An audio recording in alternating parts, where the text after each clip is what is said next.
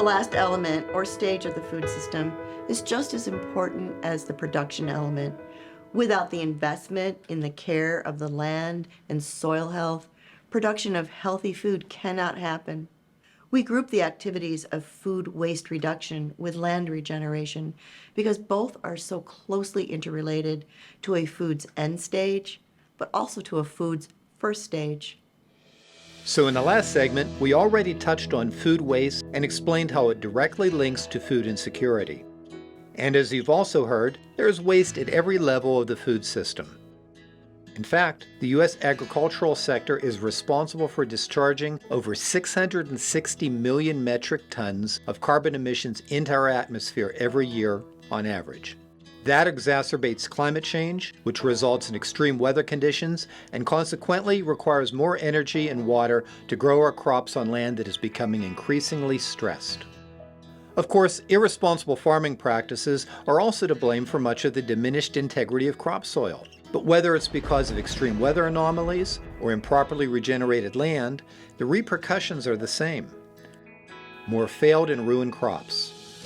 So you see the connection? Poorly managed agricultural and food waste can hurt the land we depend on to grow our food and result in deficient crop yields and even more food waste. It's a very destructive cycle. And while taking advantage of a local or regional food system is a good way to start scaling back on our carbon footprint, that alone is not enough. We need to explore all viable options in our efforts to secure a more sustainable, resilient, and eco-friendly food system. So let's dive a little deeper into the final component of the food system as we visit with two farmers who practice what is referred to as regenerative farming.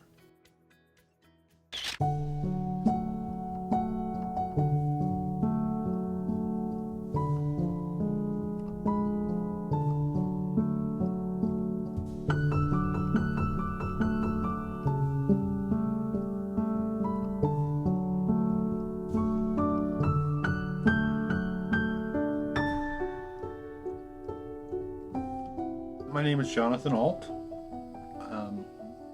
I am a retired city boy, and my role on the farm is to help Pierre manage it. My name is Pierre Dion. I'm the owner of Sojourner Farms. I'm a retired physician. What led me to my involvement with regenerative farming is repairing my wife's health.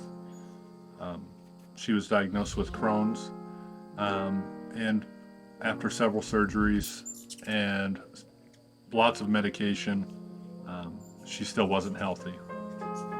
So we changed our diet and got onto clean, whole foods, and that has made all the difference. I'm from northern Maine originally, and I grew up on a farm, a potato farm in northern Maine. When I first started out, it was a hobby, and now it's a business. So you look at it from a different perspective if you expect it to at least pay the bills. But I get some enjoyment out of problem solving. On a regenerative farm, there is no waste. We recycle and upcycle anything that will decompose into compost bins or compost piles, and then in the future we'll use those on the land.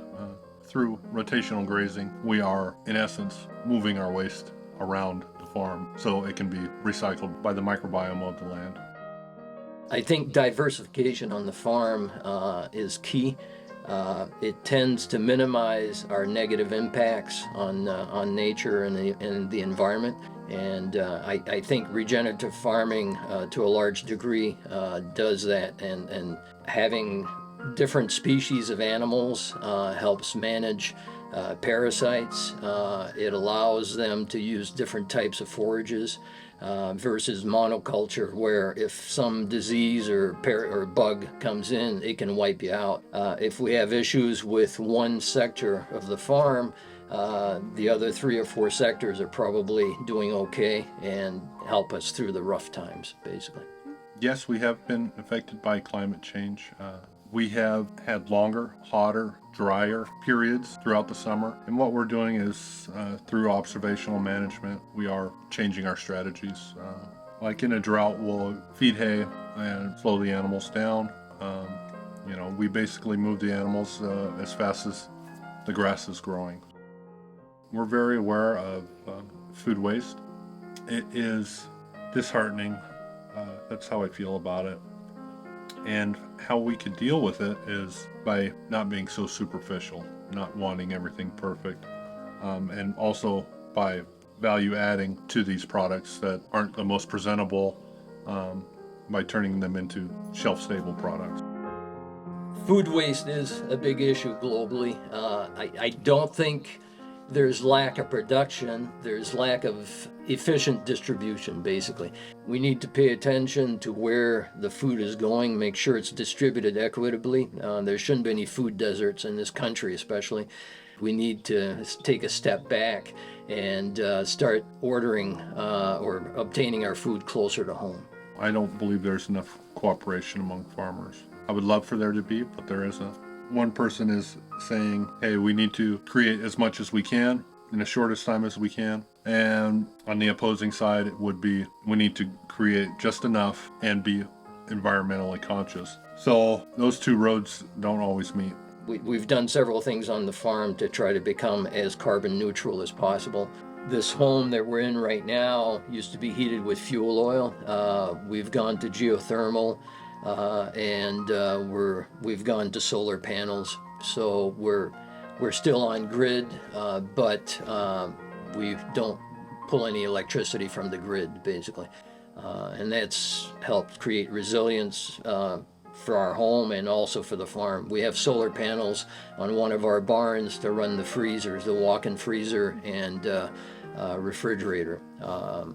We have multiple ponds, but we also have a solar well as a backup. So that basically allows us to diversify our water sources. That helps us get closer to being carbon neutral. There's only 4 producers in the country that create bottlenecks to our food system. And if one of those goes out, then everybody panics and shelves are bare. So I believe what we need to do to fix that is to decentralize the food system, make it more community-based, and have tens of thousands of these local community-driven farms like ours.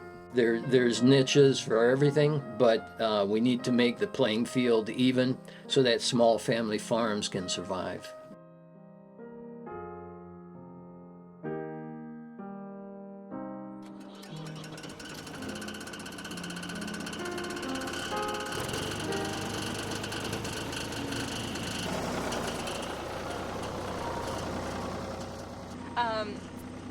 My name's Sarah, and I own Clearwater Creek Compost. I started my business 1 week before the pandemic really hit this country. I didn't think that it would really have much effect, and I was right. I was able to just continue doing it through it. It's always been important to me to do something positive for the earth, and I saw that the only option for food waste and organic waste was the landfill. And I thought there's got to be a better option, and there just wasn't. So I decided to create one.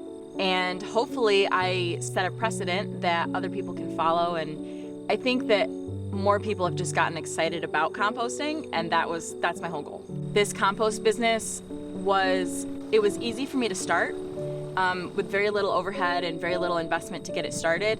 And it's been profitable every single year. By composting, we can create healthier food for everybody, we can create a healthier earth, and we can reduce our trash and our landfill waste.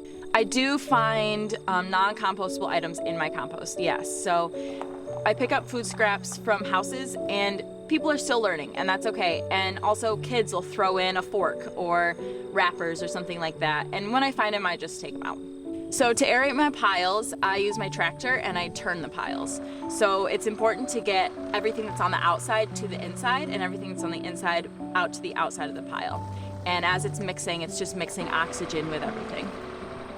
So New York State actually just passed a law, I believe a year ago or two, requiring composting. So they're starting small, and they're starting with a list of businesses that are going to be required to send all their organic material to compost or donate it rather than sending it to the landfill. So that's pretty cool. That's a huge step in the right direction. People have been just really excited to see a compost service pop up in our area, and my customers thank me every single day for picking up their organic waste.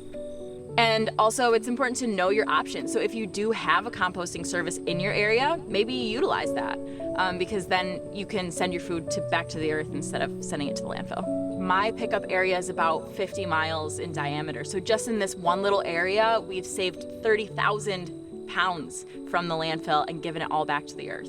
We need to just be more aware of the options for food waste. Like, people need to know that they can compost, and you can compost in your own backyard. So I think on every level of the food system, there's more options, and people need to be aware of those options. The earth is magical. Like, composting is the earth's way of taking organic material and breaking it back down into its very smallest nutrients, and then those very smallest nutrients get to feed other plants and grow other food and nourish more humans and animals and everything. And the tiny little microbes and all of the magic that is happening in compost, that's natural to the earth, and we need to be utilizing that process. We need to work with the earth to break down all of our food waste instead of against the earth and filling the earth with our food waste.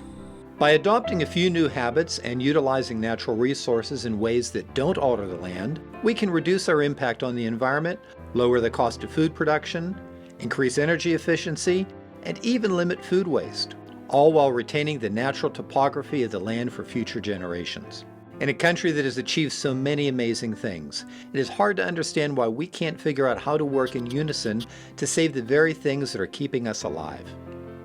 In the final episode of the series, we will try to get a bird's eye view of everything we have heard so far and explore possible solutions that can lead us to a more resilient food system while making our planet safer. So please join us next time for the exciting conclusion to this series.